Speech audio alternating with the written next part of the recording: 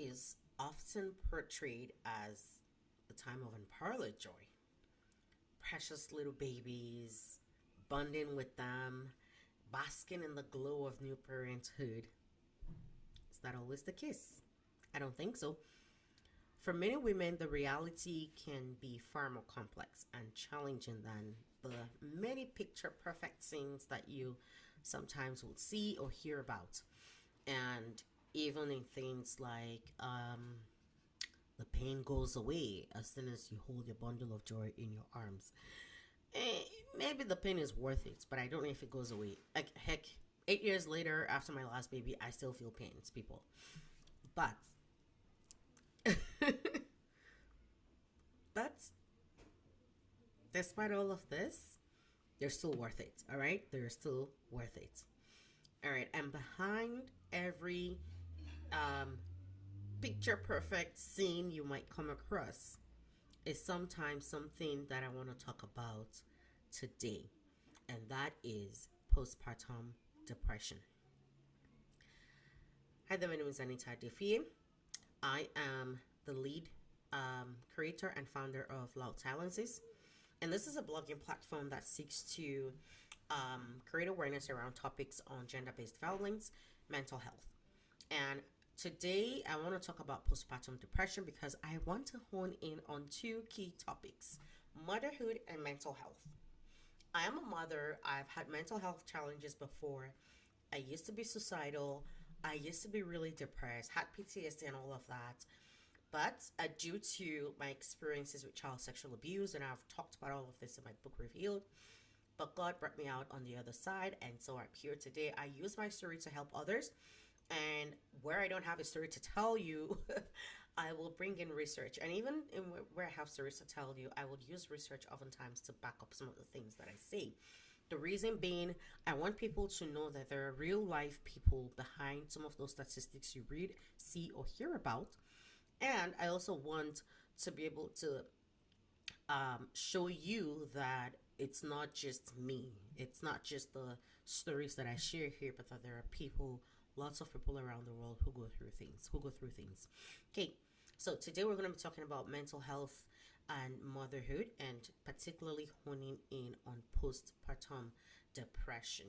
Now, for those who don't know, May is the month of Mother's Day. Yes, we have Mother's Day in the month of May, but we also have mental health awareness in the month of May. Okay, and that's why I want to talk about these two topics. All right, so let's start with talking about what postpartum depression is. All right, this is a mental health condition, and according to statistics, it affects 1 in 7 women after giving birth. So it typically happens after birth, as the name implies, postpartum, after partum.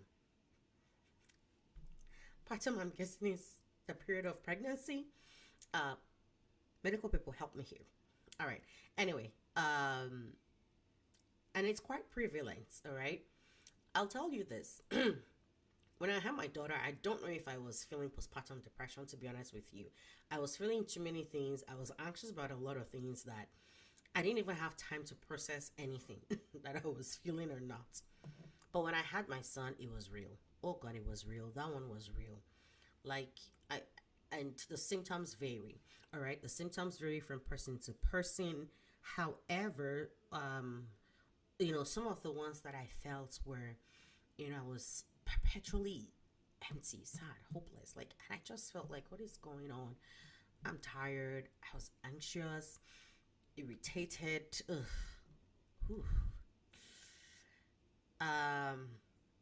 And luckily, I didn't have difficulty bonding with my baby, but it's also one of the symptoms.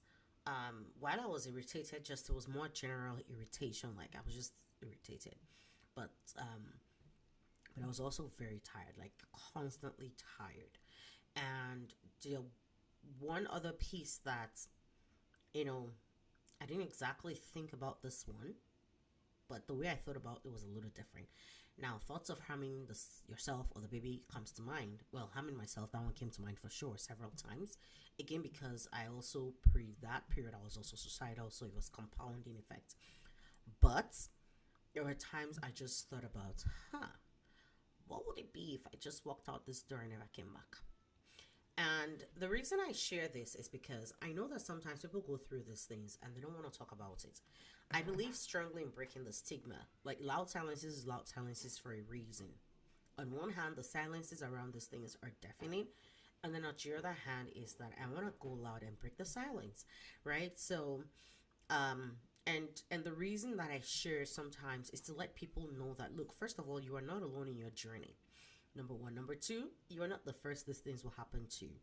Number three, for some people who may not even have a sense of what they're feeling, now you know what it is. And even if you're a person of faith and you're gonna go to God in prayer, you know what exactly you're taking to God in prayer.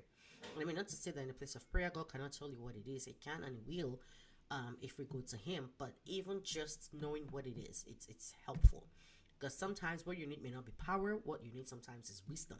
All right, and again, He can reveal both in the place of prayer, but sometimes He would also put people in your path to tell you, to say things that would to resonate with you, and you would know this is what I need to do to come out of this situation. All right, so um okay, I don't want anybody to feel ashamed. I don't want you to feel like you're alone, and that's part of the reason that I am sharing with you. Okay, so postpartum depression, what is it? It's a mood disorder. Okay, so it's a huge mood swing. Think about mood swings but magnified. All right, and it happens typically. If it does happen, it happens after childbirth, within the first few weeks to couple months after delivery. So that you didn't feel that way within the first couple weeks of delivery doesn't mean that you may not feel that way couple months after. All right, and it's typically characterized by persistent feelings of sadness, anxiety, despair, loss of interest in activities that you typically would enjoy, and has nothing to do with just being tired from having pushed the whole human being out of your V. All right, but and um unlike baby blues, and baby blues are just like similar symptoms, not as intense, but those will typically go away on their own after a couple of days. All right, and will resolve. But postpartum depression can be more severe, more long lasting, and can also impact your ability to function and function effectively. Okay, what causes it? I don't know if people know this, but hormonal fluctuations will probably be the number one culprit. All right, that follows childbirth. Part of it too is sleep deprivation. All right, so for a lot of mothers, especially in this part of the world, like where we live in Canada, if you're an immigrant, chances are you don't have as much family support. So I know I joked earlier about how when I had my daughter, I didn't feel of these things, or I don't even know if I felt them because I didn't have the time to even feel it. There were too many things going on in my life at the time. I didn't have time to process any feelings, to be honest with you. But in hindsight, really, when I look back, even if I had time to process any feelings, there was no room to feel anything, so to speak, because there was support, there were people around to help. So like there are times that someone can just take a look at me and say, "Yeah, you haven't slept well. Go sleep." And you sleep 12 hours straight, you wake up, you're better. All right? But if you're in developed countries without any family support, chances are you and your husband are going through this alone, chances are. And you're not sleeping enough. Chances are that one person still has to go to work, and the person who is staying home feel like they have to make it up to them by being the ones who stay up at night. But then it means you're not sleeping during the day, especially if the baby is awake during the day. And just even sleep deprivation alone is enough to impact our mental health. Add on to that, caring for a newborn. Now, if you're even a new mother, that even takes things to a whole new level because you're also just trying to figure this out. I mean, after a first child, with a second child, even if the baby is different, there are some things you already know and you can apply, right? And it will almost even sort of become second nature to you because you've done it before. All right. And then if you're like someone like me who already had previous mental health challenges, then there is every high chance that it can be compounded by the birth of a baby. Like I said, thankfully, I never had thoughts about harming my baby, but I had lots of thoughts about harming myself. All right, and so previous mental health challenges can cause postpartum depression. And then again, lacking support, all right, can impact that. And it's important that you recognize the symptoms. If you're in doubt about what you're feeling and how you're feeling, please talk to a professional or talk to your doctor. All right. Again, one of the things with mental health stigmas and why people don't talk about it is because we feel like if we talk about it, or if you say you have mental health issues, you're weak, you're not strong enough, you don't know God enough, like all those things we see. Um, I'll tell you this though, having a strong, solid faith in God really helped me, no doubt. Having a strong, solid prayer life helped me, no doubt. But for someone who is still finding their way to that, those kind of comments don't help. And that's the truth. They don't help. All right.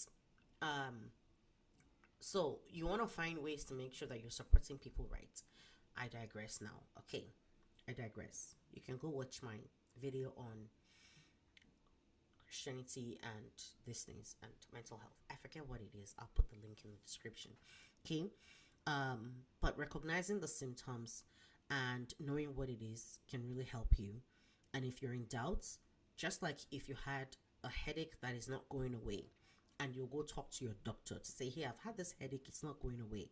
The same way, go to a doctor and say, okay, I've been feeling extremely sad for reasons I cannot tell since I had this baby. I don't know if it's anything, but can we just check me out? The same way, walk to your doctor. If it's something they are concerned about, they will refer you to a specialist. Okay? I hurt my knee 2 years ago and I thought it would go away. It didn't go away. When it became persistent, I went to see a doctor who referred me to a type of surgeon who then referred me to a physiotherapist. Okay? And I'm working through that to get better. Please, if you need it, get better. Doesn't make you less, doesn't make you weak.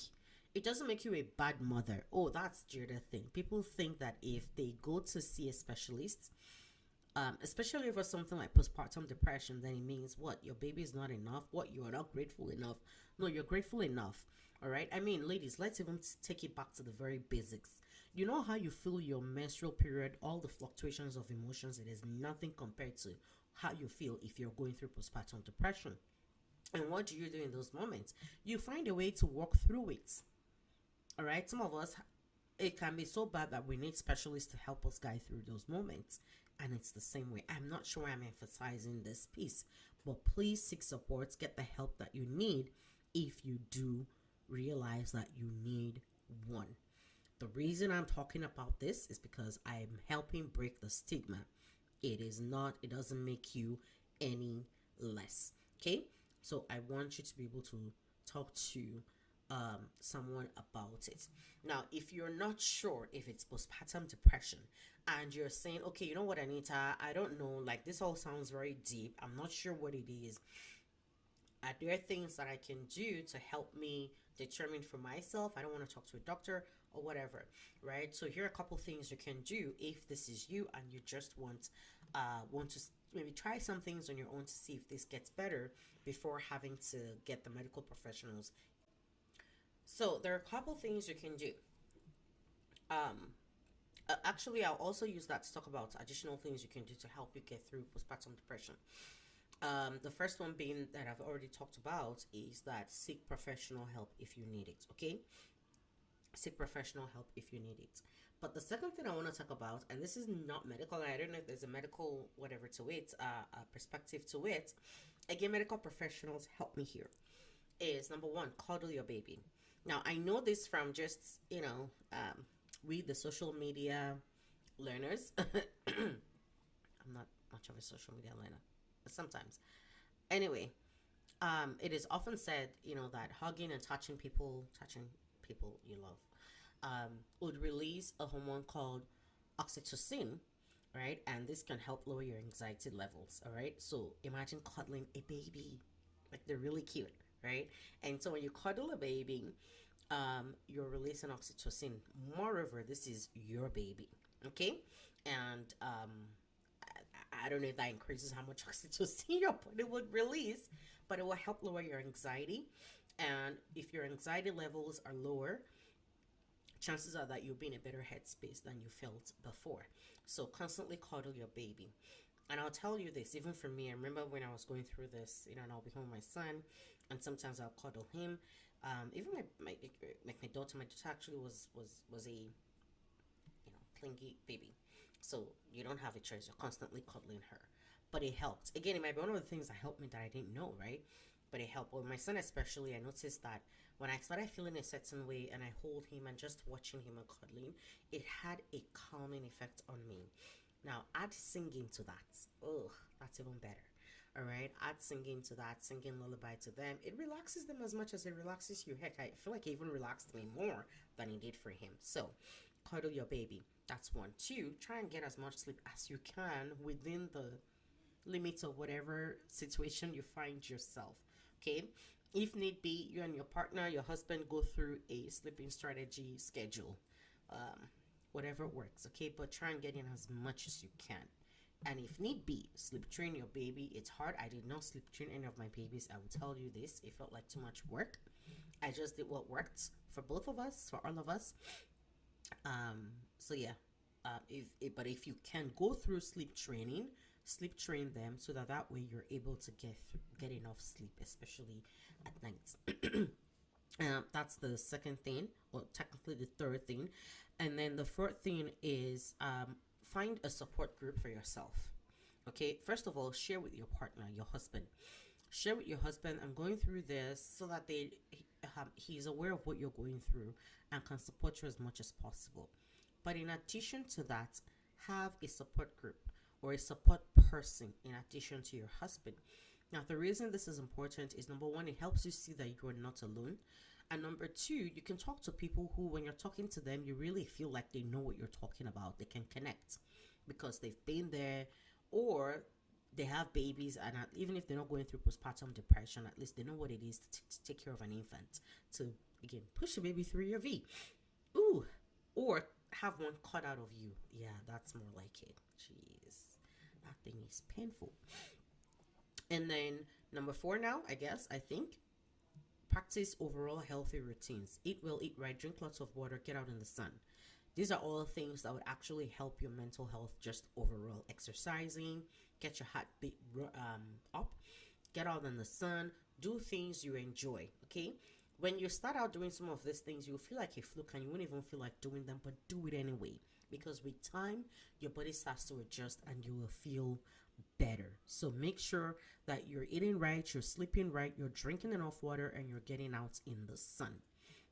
All right, and then take supplements if need be. Sometimes the things we feel might just be because something is lacking in us. All right, um, take supplements. Talk to your doctor if you need to about the right supplements that you need to take, so that your body has all the nutrients that it needs in case you're not getting enough from the food that you're eating. And then try medication, not medication, meditation. Meditation, prayer. If you're a person of faith, meditation, prayer are powerful tools. I cannot begin to tell you, again, a lot of my journey coming out of all the things that I've been through has primarily been from my faith journey as well. Okay, I am someone who I talk to God as if He's my therapist. And He really has been my therapist. All right, I talk to God as my therapist. I will tell Him how I feel, what I feel like doing, what I feel like don't doing, when I'm upset, when I'm happy, when I'm excited, when I feel like I'm falling short. Like, that's where I go, is my BFF. I tell God everything. Everything. Literally everything. What's not to tell? He sees all, He knows it already anyway. So I tell Him everything. And I find it very helpful and very therapeutic. You want therapy? That's therapy right there. Doesn't get any better than that. I can tell you that right now. Doesn't get any better than that. And you can do this through prayer, through meditation. Sometimes I'll just sit and read my Bible and it helps. And sometimes I can't pray. Guess what? I'll play music to just calm my spirit. And I really like this from the story of David and Saul in the Bible.